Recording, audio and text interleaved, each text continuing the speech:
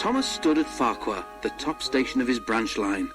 He had run round Annie and Clarabel after the morning journey and was enjoying a short rest before the run back down the valley. His driver and fireman stood beside his cab talking to the guard who'd brought startling news.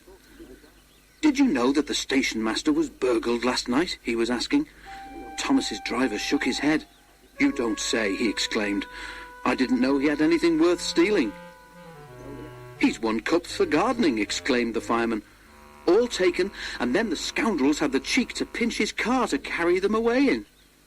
"Not that new one he's so proud of," said the driver. The guard nodded, and at that moment the signal rose to show that the line was clear. The driver and fireman climbed into Thomas's cab. The guard blew his whistle, waved his green flag, and got into Clarabel, and Thomas set off. By the time they were through the tunnel, the train was running nicely. Road and railway were beside each other here, with only a stream between them.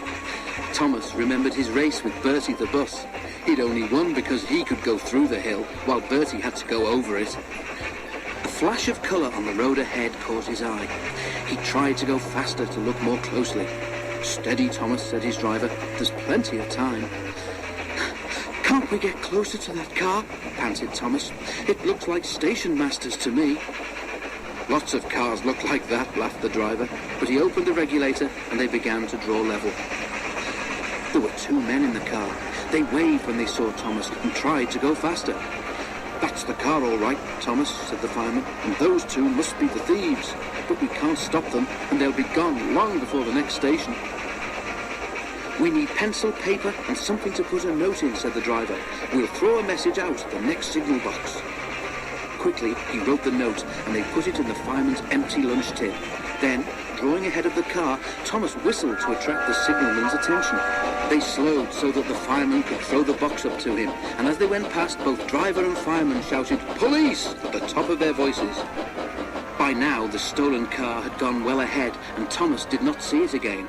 But the signalman telephoned police headquarters at once, and the thieves were stopped at a roadblock about 10 miles further on.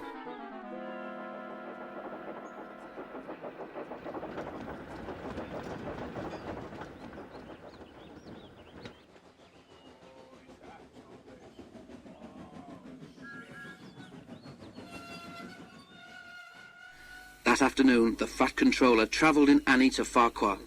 When he got there, he and the station master climbed onto a porter's trolley.